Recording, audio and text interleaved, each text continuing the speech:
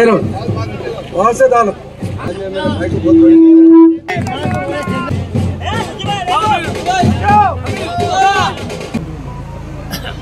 మన తెలంగాణ రాష్ట్ర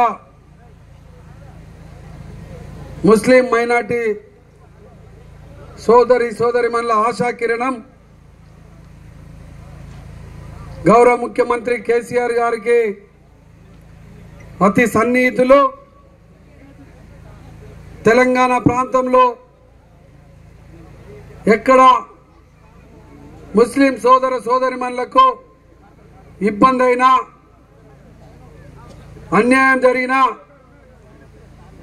వారికి అండదండగా ముస్లిం సోదరిమణుల కోసమే పరితపించేటువంటి సీనియర్ నాయకులు హోంశాఖ మంత్రివర్యులు మహమ్మద్ అలీ సాబ్ గారికి రామగుండం పక్షాన వారికి ఉదయపూర్వకంగా చప్పట్లతోనే స్వాగతం తెలియజేద్దాం। ఈరోజు ఈ యొక్క ఎన్నికలలో ముస్లిం మైనారిటీల కోసం గౌరవ ముఖ్యమంత్రి కేసీఆర్ గారు చేస్తున్నటువంటి అనేక అభివృద్ధి సంక్షేమ పథకాలను షాదీ ముబారక్ ద్వారా ప్రతి పేద ముస్లిం కుటుంబంలో పెళ్ళైతే ఆ కుటుంబానికి ధైర్యాన్ని ఇచ్చేటువంటి గొప్ప పథకాన్ని ప్రవేశపెట్టి ఆ యొక్క పేద కుటుంబానికి అండగా నిలుస్తున్నటువంటి ప్రభుత్వం మన తెలంగాణ ప్రభుత్వం, మన గౌరవ ముఖ్యమంత్రి కేసీఆర్ గారు। ముస్లిం పేద కుటుంబాలలో చదువుకోవడం కోసం ఇబ్బంది అవుతుంది, కుటుంబంలో ఎక్కువ సంఖ్యలో ఉంటారు కాబట్టి ప్రత్యేకంగా వారికి ఉచిత విద్యను అందించాలని గురుకుల పాఠశాలను ఏర్పాటు చేసి గురుకుల పాఠశాలలో ఉచిత విద్యను 1,25,000 రూపాయలు సంవత్సరానికి ఖర్చు చేస్తున్నటువంటి ఏకైక ప్రభుత్వం, ఏకైక నాయకుడు భారతదేశంలో కేసీఆర్ గారు మాత్రమే।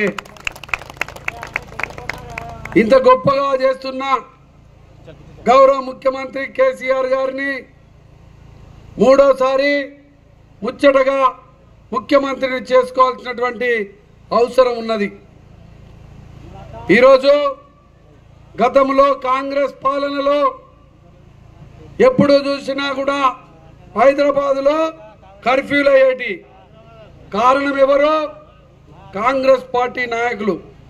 ఒక ముఖ్యమంత్రి ఉంటే ఆ ముఖ్యమంత్రిని దింపాలంటే శాంతి భద్రతలను విచ్ఛిన్నతని మార్చాలనేటువంటి ఒక దుర్మార్గమైనటువంటి పాలన కాంగ్రెస్ పార్టీ పాలనలో నడిచింది। ఒక్కనాడైనా ముస్లిం సోదరులకు సోదరిమణులకు వాళ్ళ పేద కుటుంబాలలో ఆదుకోవాలని రంజాన్ పండుగ నాడు రంజాన్ తోఫాను ఇచ్చేటువంటి రంజాన్ కానుకలు ఇచ్చేటువంటి ఆలోచన 55 ఏళ్ల ఈ స్వాతంత్ర భారతంలో ఒక్కనాడైనా కాంగ్రెస్ పార్టీ ఆలోచన చేసిందా? ఆలోచన చేయలే। ఎప్పుడు కూడా ఈ కాంగ్రెస్ పార్టీ నాయకులు ఎన్నికలప్పుడు ఓట్ల కోసము ముస్లిం సోదరులను వాడుకోవడం తప్ప మళ్ళీ ఎన్నికలు అయిపోయిన తర్వాత ఎన్నడూ కూడా ముస్లిం సోదరులకు వాళ్ళ కుటుంబాలలో కష్టాలేంది, వాళ్ళ బాధలేంది అని చూసేటువంటి పరిస్థితి ఒక్కనాడు కూడా లేదు। అందుకోసమే ఇవాళ 10 ఏళ్ల కాలంలో గౌరవ ముఖ్యమంత్రి కేసీఆర్ గారి నాయకత్వంలో ముస్లింల సంక్షేమం కోసం అనేక పథకాలు ప్రవేశపెట్టి అమలు చేస్తున్న నేపథ్యంలో మహమ్మద్ అలీ సాబ్ ఇవాళ రామగుండానికి వచ్చి ముఖ్యమంత్రి గారు చేస్తున్నటువంటి సంక్షేమ పథకాలు మీకు అందరికీ కూడా తెలియజెప్పి మిమ్మల్ని చైతన్యం చేయడం కోసమే వారు ప్రత్యేకంగా ఈ రోడ్ షో కార్యక్రమానికి రావడం జరిగింది। వారికి కొంచెం జ్వరంగా ఉండి ఈ కార్యక్రమానికి రాలేని పరిస్థితిలో ఉన్నా కూడా నేను వస్తా రామగుండం ప్రజలతోని ఒక్కసారి అక్కడ ఉన్న వాళ్ళతోని మాట్లాడతాని వచ్చినందుకు వారికి ఉదయపూర్వకంగా ఈ యొక్క సందర్భంగా శిరస్సు వంచి నమస్కారాలు తెలియజేస్తూ నమస్కారం. ఈరోజు నేను రామగుండం ఎందుకు వచ్చినా మా చంద్రన్న ఈ इलेक्शन లో గెలవాలే కోసం వచ్చినా. मैं आज आपको बताने के लिए आया हूँ, लीडर होना तो कैसा होना, मेरा चंद्र भाई के वैसा होना नहीं होना. इसलिए मेरे भाइयों बहनों, हिंदुस्तान में कोई लीडर है ना, वो केसीआर साहब है. हम लोग 50 साल कांग्रेस को वोट डाले. कांग्रेस हमें क्या दी? ये गरीबी दी. कभी हमारी तरक्की के बारे में नहीं सोचा, कभी हमारी तालीम के बारे में नहीं सोचा, कभी हमारे रोजगार के बारे में नहीं सोचा, कभी हमारी मुलाजिमतों के बारे में नहीं सोचा. हमारे ऑनरेबल सीएम साहब ने 2014 के बाद रेजिडेंशियल स्कूल ओपन किए. कांग्रेस 50 साल में सिर्फ 12 रेजिडेंशियल स्कूल खोली थी. हमारे सीएम साहब ने 2 साल के अंदर 204 रेजिडेंशियल स्कूल खोले हैं. उसे अपग्रेड करते हुए इंटरमीडिएट कॉलेज बनाए गए. आज चंद्र भाई को बताता हूं, मुसलमानों के एजुकेशन के लिए 2014 से आज तक 9 साल 4 महीने में हमारे सीएम साहब ने जो खर्चा किया है, 3,300 करोड़ रुपए खर्चा करने वाला लीडर हिंदुस्तान में केसीआर है. उसी तरह मेरे बहने आए, अभी चंद्र भाई बोला शादी मुबारक. शादी मुबारक कांग्रेस भी दी. 10 साल के अंदर 2 करोड़ 19 लाख रुपए देने वाली पार्टी के 2 करोड़ 19 लाख रुपए हमारे सीएम साहब ने कितना दिया है? आप सुने तो परेशान हो जाएंगे. 2,300 करोड़ रुपए देने वाला कोई सीएम है तो केसीआर साहब है. कांग्रेस ने 10 साल में सिर्फ 700 शादी करवाए. 700 ఓన్లీ పెళ్లి చేశారు. మా ఆనబుల్ సీఎం గారు ఎంత పెళ్లి చేశారు? 2,77,000 మందికి అమ్మాయికి शादी చేసిన लीडर केसीआर గారు ఉన్నారు.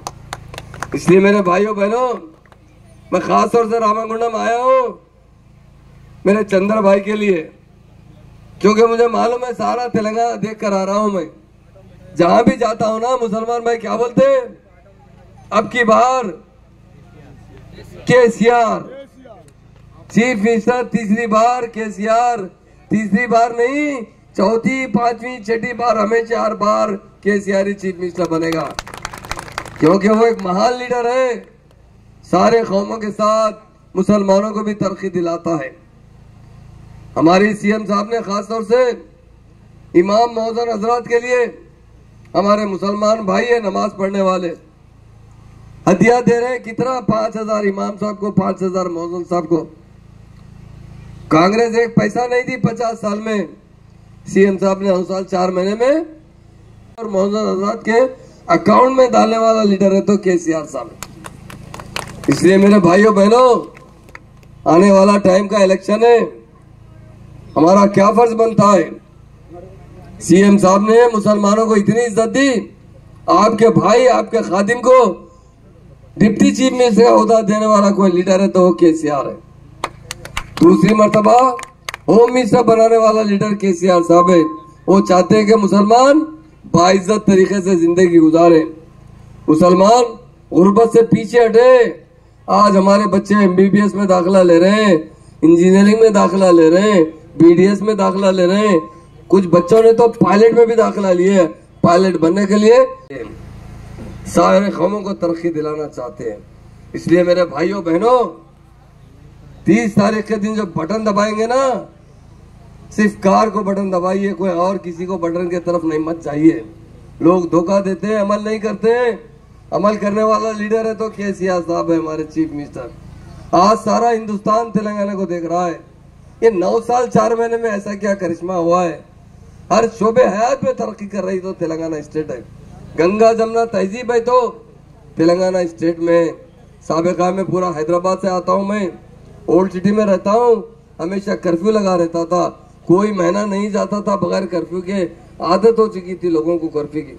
सीएम साहब आने के बाद गंगा जमुना तहजीब को फरोग दिए हैं और कर्फ्यू का खात्मा कर कर मुसलमानों को अमन और सुकून की जिंदगी नसीब करने वाला लीडर तो केसीआर साहब. इसलिए मेरे भाइयों, मैं सिर्फ आपसे अपील करने आया हूँ, आपका भाई हूँ।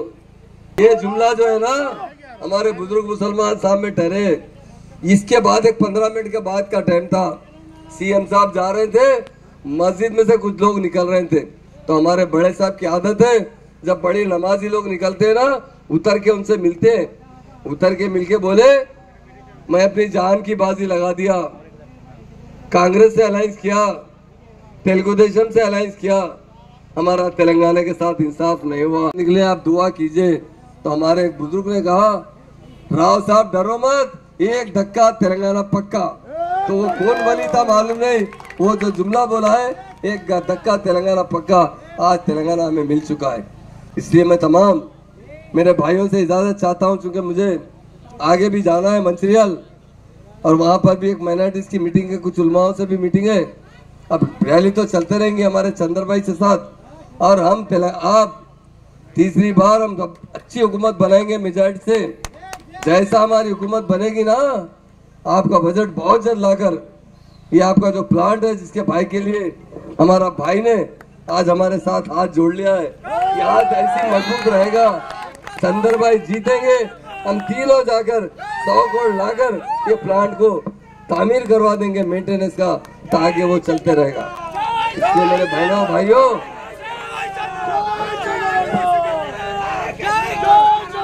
केसीआर साहब को चीफ मिनिस्टर बनाना है ना, ठहरो कैसा बनते, अरे किसको डालते, चंद्र भाई को वोट डाल के असम्बली भिजाओ, केसीआर साहब को चीफ मिनिस्टर बनाओ। ये मैं आप तमाम से वादा लेते हुए, मेरे बहनों से वादा लेते हुए मैं रुखसत होना चाहता हूँ, क्योंकि मुझे आगे भी जाना है। मेरे भाइयों से मैं हाथ जोड़ के गुजारिश करता हूँ, वोट बहुत अहम चीज है, धोखेबाजों को मत दीजिए।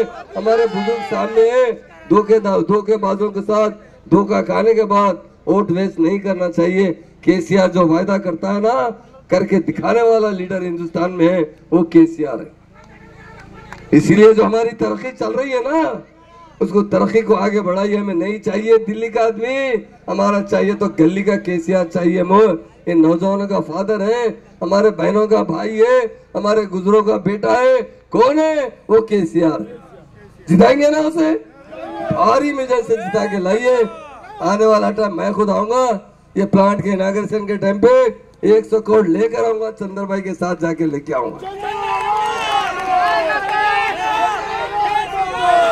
तो इसलिए मेरे भाइयों से मैं सिर्फ एक बात बोलना चाहता हूँ, वोट बहुत अहम चीज होती है। आप कुछ नहीं करना है, 5 साल में एक बार बटन दबाना है, खाली 5 साल हम काम करते रहेंगे, चंद्रना काम करते रहेंगे, है ना भाई। तो मैं सबका शुक्रिया अदा करते इजाजत लेते हुए मैं एडवांस में चंद्र भाई की जीत का ऐलान करते हुए उन्हें मुबारकबाद देना चाहता हूँ। इजाजत है ना? पक्का? और एक धक्का केसीआर पक्का। हाथ उठाइए जो के चंद्र भाई को जिताने वाले। मेरे बहनों से कहता हूँ, मेरे से कहता हूँ, ये लोग जो हाथ उठा रहे हैं, ये डेफिनेट आपका बटन दबाकर जिताकर फिर से आपको असेंबली में भिजाएंगे, भारी मेजर से जिताएंगे।